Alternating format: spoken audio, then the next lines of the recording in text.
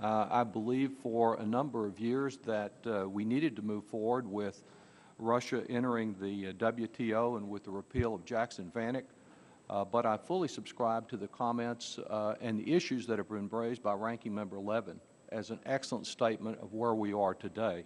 Indeed, as Ambassador Kirk just testified, the timing could not be worse for consideration of this matter.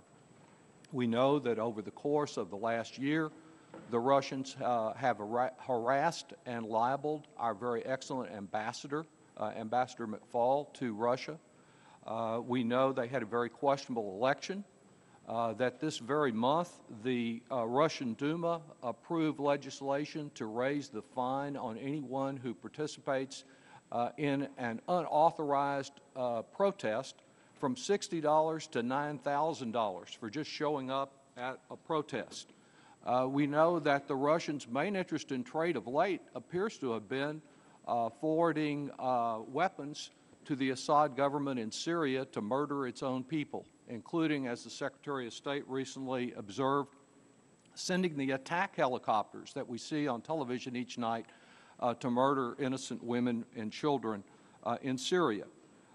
Even the Washington Post editorial board, which I believe has been a cheerleader of every trade agreement that Ambassador Kirk or any of his predecessors in any administration have ever advanced here, says that a bill that grants Russia trade preferences and removes human rights conditions hardly seems the right response to Mr. Putin's recent behavior. The Magnitsky case is not about one of the many courageous human rights protesters in Russia. It is directly linked to trade.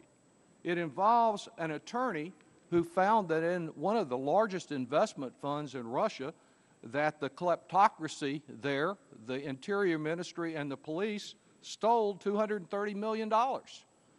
It is important not only from a human rights standpoint, but it is important from a commerce and trade standpoint and why it should be involved in this case.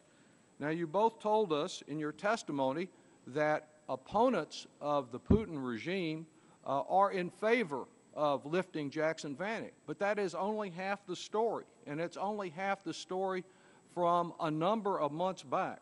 I am sure you recall the op-ed that appeared from Boris Nemtsov in the Wall Street Journal back in March.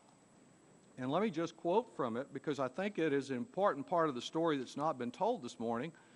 Jackson-Vanik is a relic and its time has passed, but allowing it to disappear with nothing in its place and right on the heels of the fantastically corrupt election of March the 4th turns it into little more than a gift to Mr. Putin. Replacing Jackson-Vanik with the Magnitsky bill would promote better relations between the people of the United States and Russia while refusing to provide aid and comfort to a tyrant and his regime at this critical moment in history. That is a more full and complete statement of what the opposition has said than we've heard this morning. I believe that, Ambassador Kirk, that you're sincere in saying that you care about human rights, as we all do in Russia. The question is whether we're going to do anything about it. Senator Baucus has made it clear that the Magnitsky bill, some form of it, will be joined to this trade agreement.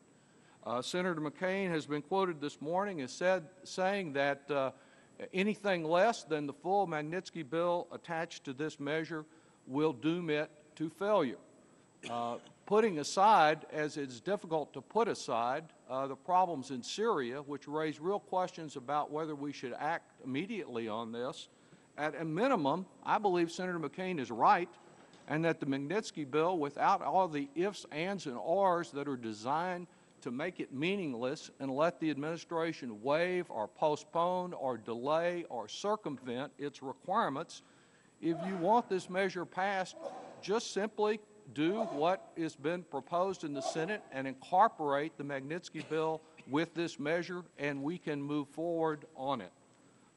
Though I often disagree with Mr. Brady on these matters, I agree fully with his comments as quoted in today's Congressional Quarterly that if it is the will of the Senate or the House that this be incorporated, that's what will need to be done. Well, it is the will of at least this member, and I think of a number of others, that we not, at this critical time in our relations with Russia, forget about these other issues. They can be combined, and we can and should move forward with a full and complete response to the outrage that is happening there. I yield back. All right.